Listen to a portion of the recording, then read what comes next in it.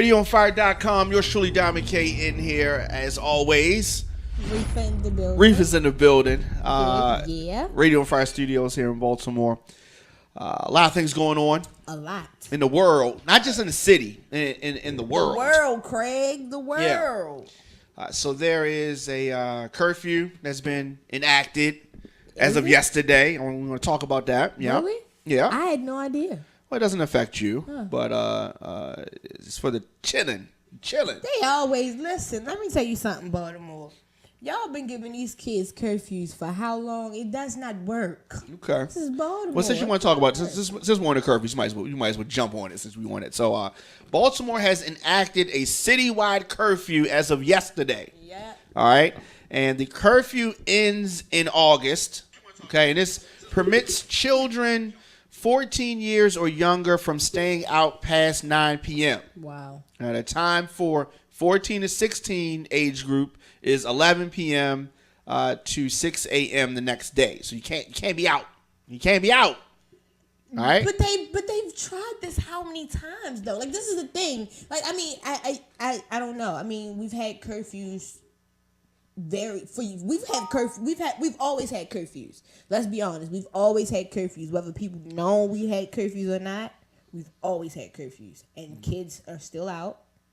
Kids are still doing what they do. So I don't understand what's supposed to be. I mean, you have to make an attempt. The Baltimore City Police Commissioner Kevin Davis said that the objective is to keep kids off the streets and reconnect them with responsible parents, adults, and guardians.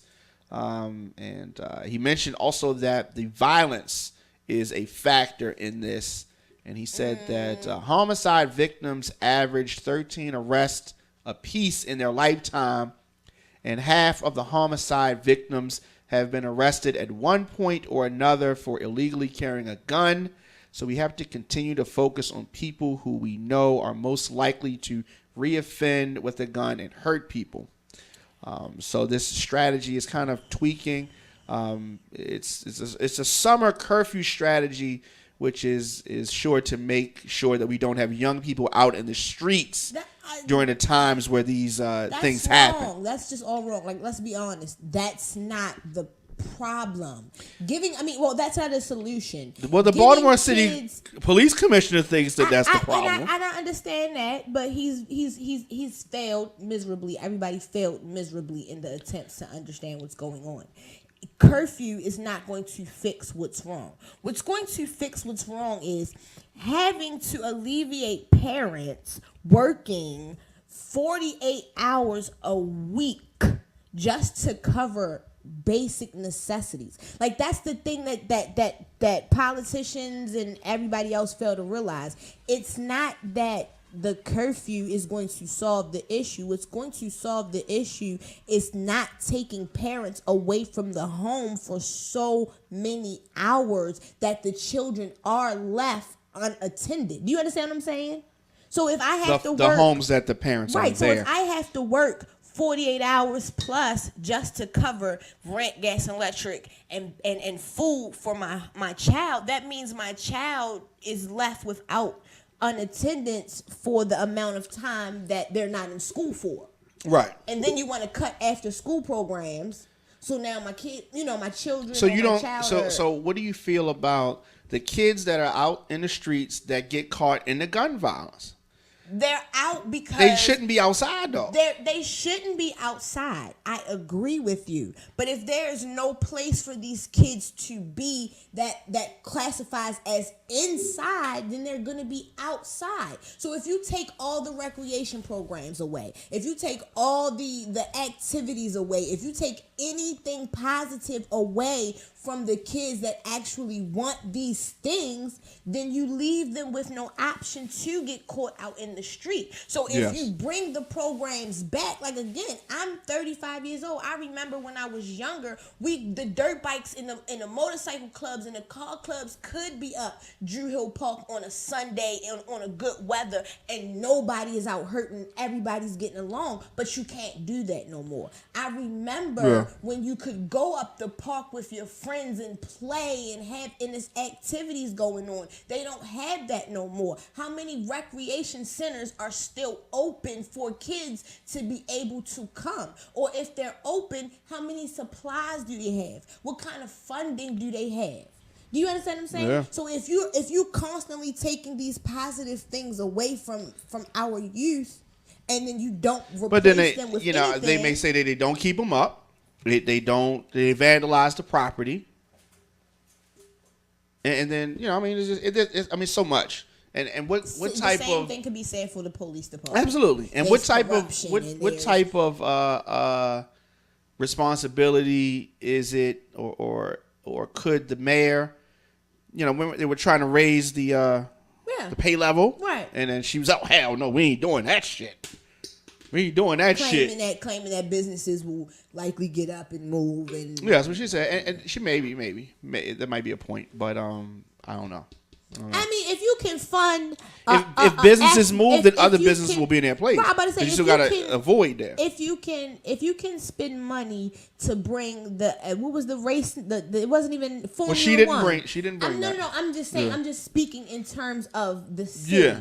In terms of the city, because we know that they thought that was going to be a big deal. Right, okay, well, yeah, it turned out not to be a big deal. Maybe they didn't realize that this is Baltimore. Right, and we don't give a fuck about no race cars. Right, but if you would have listened to your people and had maybe a dirt bike rally or something like that around the city, you would have brought out more people. You understand what I'm saying? Listen to the brothers would have came out for the dirt bike. Listen to the people of your city. We are a dirt bike capital. We love dirt bikes. Yeah. So why not have programs centered around teaching kids the responsibility of those dirt bikes, or bringing those dirt bike competitions here so that the kids can figure out if this is something that they want to get into and do it professionsionally. Do you understand what I'm saying? Absolutely. Val brought up a good point.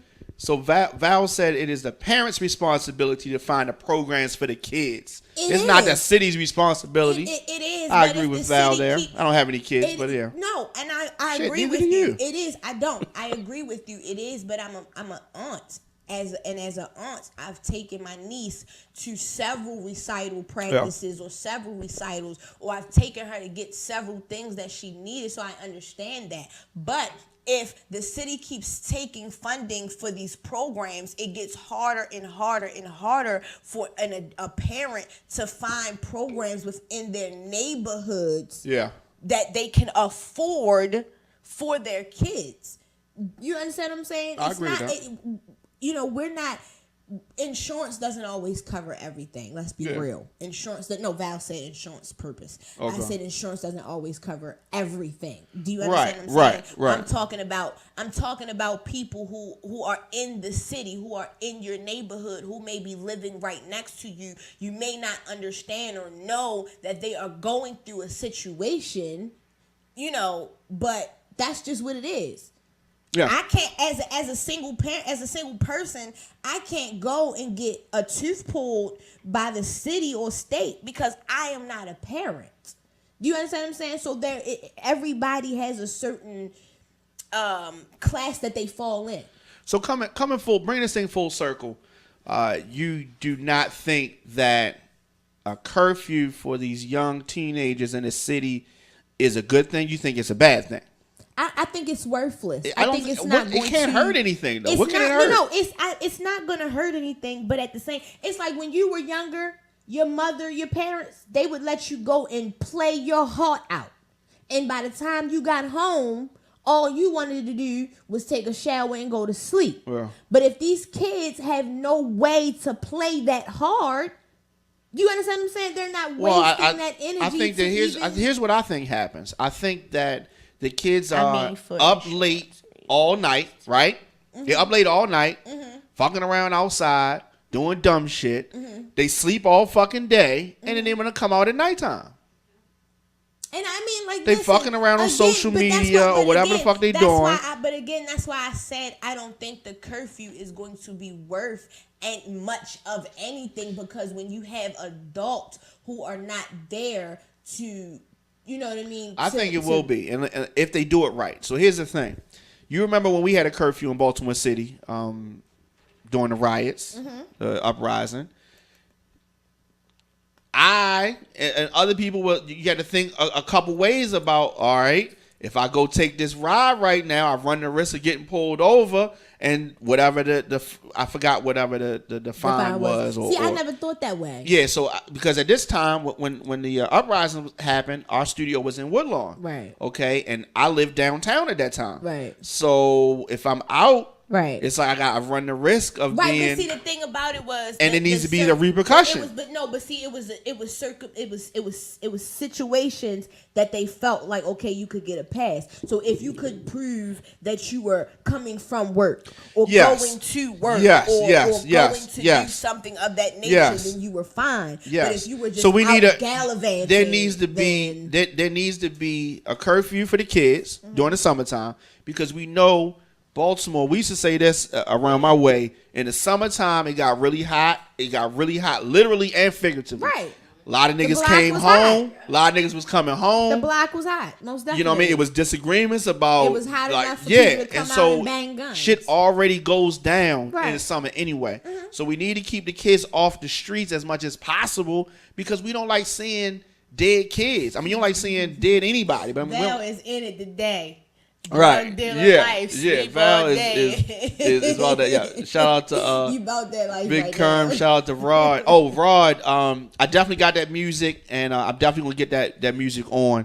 Definitely salute to Rod. It also just deals with the person. You know what I mean? Some people are night owls. Some people like to be out in the nighttime. Some people feel more comfortable in the nighttime. Some people do.